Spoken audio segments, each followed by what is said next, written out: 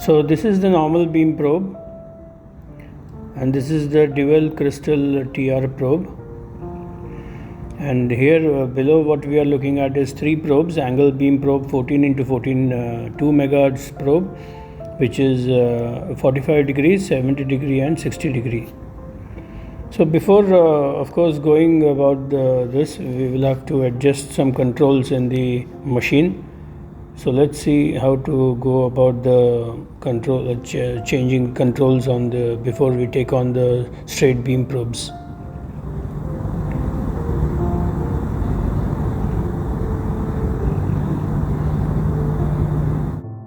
So we all know that normal beam produces longitudinal waves, so that's the reason we will have to adjust the frequency range in the machine.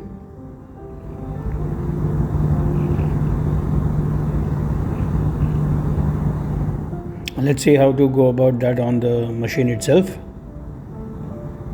So you can see here, this is the Krautkramer machine we are using, and you can see that the velocity set here is 3250, which is actually for the shear beam probe, but we will be using normal beam probe. So what we need here is the velocity should be adjusted to 5920 as per the requirement of shear beam the longitudinal probe. So we will adjust that, and then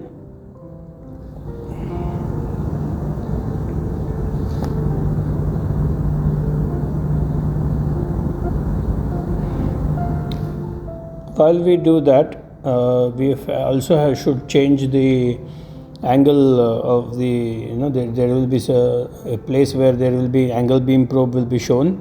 So that probe angle we need, now it is set to 70. So we will be using 70 degree probe. That time 70 should be put. When we use 60 degree or 45 degree, that probe should be put as that, so that the machine will understand the input angle, and based on that it will work. So right now we are going to adjust this to 0 degree because we are going to start with the straight beam probe.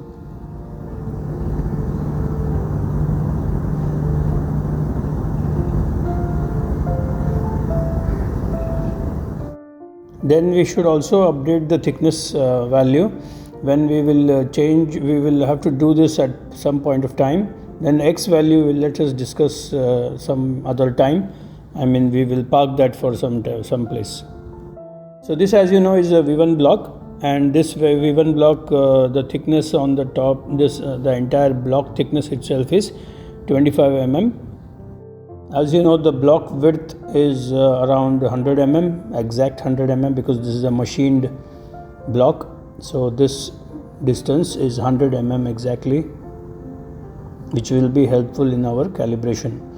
This distance where there is a square notch is exactly 85 mm from the bottom, and then at the last this distance is 91 mm.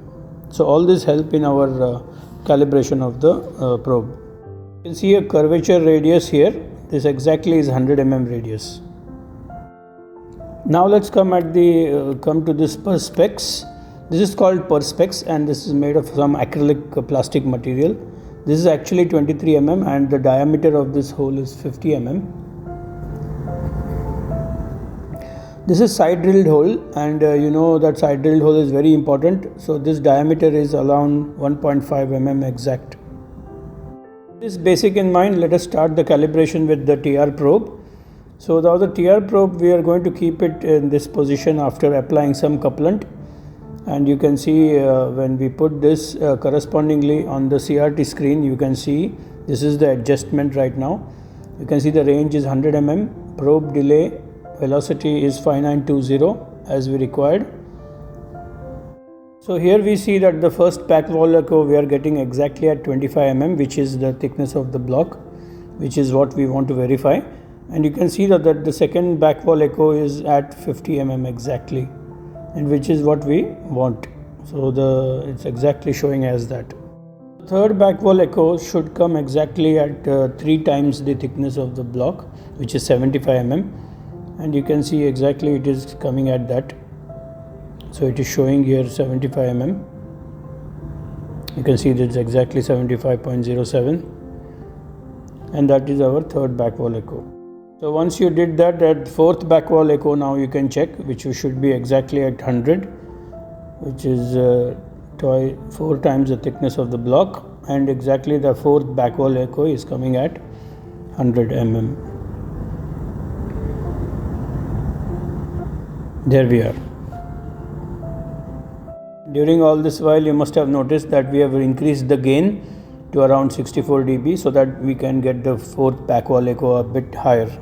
Now next is to check the TR probe and on the carbon steel and as well as the perspex. Let us check the penetration, how we are getting. So we are now checking it on the carbon steel surface with the couplant. Of course, with the couplant we will also check the perspex area. As you see that this, since we already know that this thickness is 25 mm, and on the screen it should correspond to 25 mm back wall echo, which we had got earlier. So let's check that on the screen. So that's on the screen, it is showing as 25 mm. Yes, it is showing now 25 mm. That's the back wall echo that we already got earlier. So let us start now putting it on perspex and see what value we are getting. So let us check it on the perspex now. So as you know, acrylic, the velocity is different from carbon steel to perspex. When we keep the TR probe on the perspex, obviously we will be getting the probe should be at the twice of the echo that we should be getting should be twice that size. It's showing as 50 mm because you know the velocity transmitted by the probe in the steel versus the perspex. The perspex is the twice, so we should get it at 50 mm. That means it is both surfaces are properly tuned to this or calibrated. Next, we'll have to do the calibration and check this 100 mm. So we will have to keep the probe on the top and measure this 100 mm. So we should get the back wall exactly at 100 mm. So let's do this particular task. So let us keep the TR probe here. Yes. So once you keep the TR probe here with the couplant, you will find a back wall echo at 100, and that's exactly what we are measuring. So you could measure this, you could measure the 85 mm, you could measure even the 91 mm, and you should be able to get all that three there exactly at the predictable place. So with this back wall, what we got, let us now proceed to the next item. I think we'll have to do the 1.5 mm hole, side drilled hole. We can pick up that indication. That means that the smallest of indication you can pick up on the UT machine.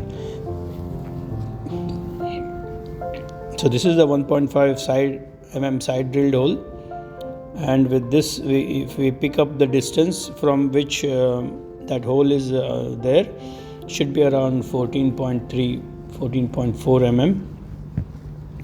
Let us see if this corresponds to the CRT screen, what value we are getting there. Should be about the same. So let's go there and have a look at the CRT screen.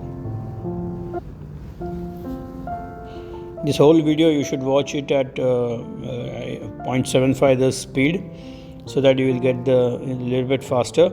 So let us see this. It's at exactly at 14.35 mm, exactly as it is predicted it is. So that means the hole you are getting at that distance at 56 dB. That means it is able to pick up such a small defect as well.